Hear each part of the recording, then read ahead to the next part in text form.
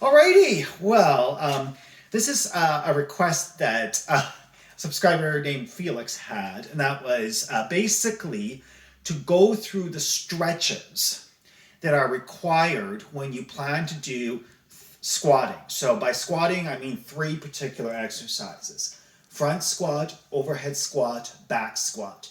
Now, back squat is one that I do the most, as well as overhead squat. I do front squat a little bit, but not as much. However, regardless of the squat exercise, there are a few key objectives that you want to achieve through your stretches and the stretches that you do. So before I show you the stretches, I want to tell you what you need to achieve through stretching and the objectives there. The first one is obviously very straightforward: your quads. They have to be activated. We have a tendency to want to use hips, our ankles. We don't really use our quads. We tend to bend over like this through rounding our backs. And the stronger your back is, the less likely you are to use your quads in day-to-day activities. However, to be successful in your squat, you need to have your quads activated. Otherwise, you're going to wind up just rounding, and as the weight gets heavier, you're going to round more than you're going to use your quads. So that's the first one. The second, you need to have a tall spine. So if you'll notice, I just showed you an example of what not to do. Now I want to show you what you need to have ready to do an effective squat. And actually, this extends to pretty much every single type of weightlifting you possibly want to do. This is often the way we sit. I mean, let's face it, most of us are sitting during the day. We're driving. It's just the nature of things. Unfortunately, we tend to transfer this into weightlifting. We tend to round, and the stronger your back is, the less likely you are to catch it. So this tends to be our natural resting position, myself included. I'm not special, nor are you. However, you want to have a tall spine. You want to be able to get tall under the bar. Don't worry, I'll explain it further through the stretches, but this is just an introduction at this point. Notice as well, you don't want your rib cage flaring. So in getting tall, you don't just want this to happen. You don't want to be shrugged up, and you don't want to be bunched up like this. You want to be able to have a tight and solid core. So you want to breathe in, your hands on your abs, push out. You want that tight core throughout. And again, that's another objective. So objectives being the tall spine and a tight core, and you don't want a flared up rib cage. And of course, you don't want to be bending over. And shoulder stability, of course. So you want your shoulders nicely placed behind you. You want all of this activated. Maybe I'll just take off my shirt and show you, but you want everything nicely activated to do this particular exercise. So you don't want this, you don't want this, but you want a nice proud chest, but again, you don't want a flared up rib cage like this. So those are the things that you need to get ready if you're going to be able to squat effectively, especially if you're going to be able to squat higher. Because squat is a deceptive exercise in the sense that you can squat a lot, and we can with not the best technique. But we can also start failing half squatting, quarter squatting, round back squatting, things that are not counting as squats. And of course, the long run is damage to your back and all of that kind of stuff, which of course none of us want.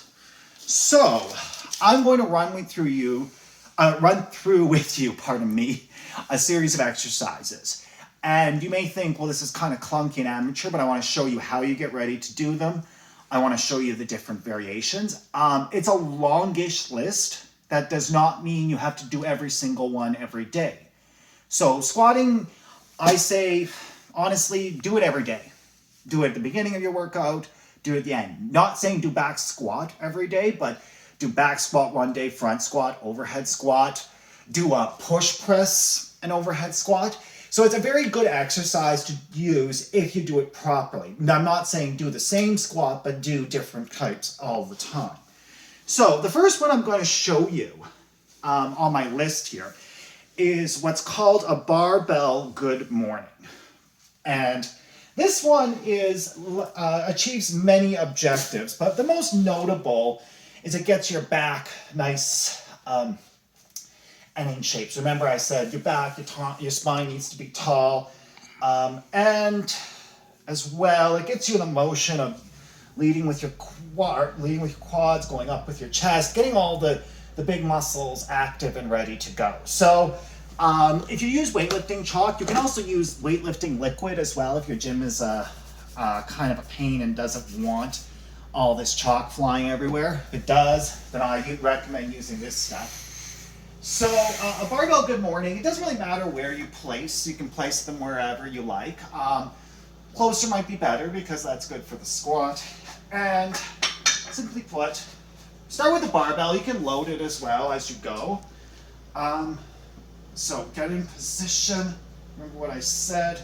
Get tall under the bar. So feel like you're breaking the bar in two on your back. It's 45 pounds, so you're not likely to break it. Like I said, breathe in, but push out. Get your quad, get tight. You can never be too tight. And go.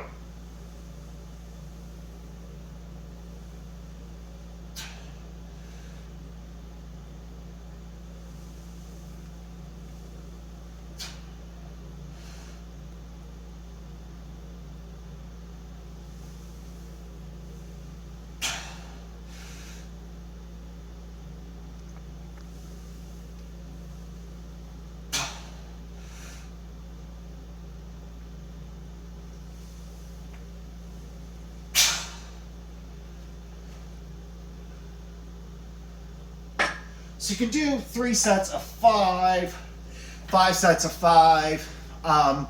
Because it's a warm-up, I recommend being low with the weight. You can load it, but don't load it to your max because it's warming up. If you want more intensive exercises that involve stretching and such, I've always been told by my trainer, do them at the end of your workout, not at the beginning. The beginning, get your muscles warmed up, but don't deplete them entirely, obviously, because for me, I've got up to 3 hours ahead or 2 hours ahead of me after stretching, so I need to save my muscles. So that's the first one. The next one is, there's 2 versions. They're called the McGill setup. And you may have heard of this one before, but there's a few ways these things that can go sideways with it, so you want to make sure that you're doing it properly. So,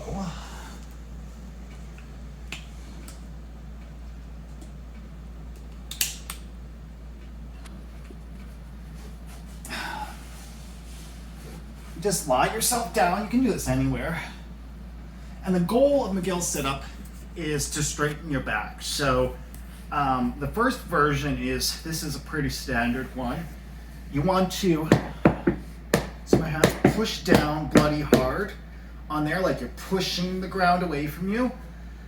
Make sure your back is into the ground, so make sure your lower back is in there. So push, again, the idea of pushing the back. And make sure, again, your chest is up. You're getting your core nice and tight. You're pushing into the ground. Your heel here is pushing in the ground.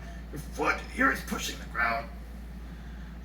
And you're tall. You're stretching. Think of your spine like a cord. You're stretching it out. And up. Reset. Mush.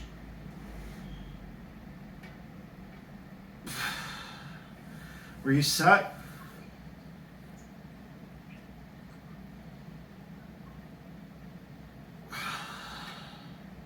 Reset.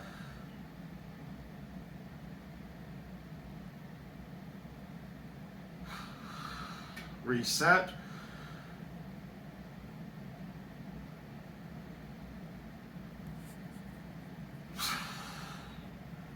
So do about 20 of those, reset every time. One thing that's really tough to do with McGill sit-ups is making sure that you keep your chest up and your spine straight. So you want to push yourself up. One thing you don't want to do And you should do about 20 per side. So it is a little bit of a lengthy exercise, but it's really worth it. You don't just want to go like that. And when I first learned how to do these, that's what I was doing. You don't want to do like that. So you don't want to be like just up like that. There's no point to doing the exercise because you're basically encouraging rounding on your back, which is not what you want to be doing. Now there's another version of McGill sit-ups. And that one is, and this particular one is actually basically I'm going to just show you how to do it because it makes more sense than for me to explain it.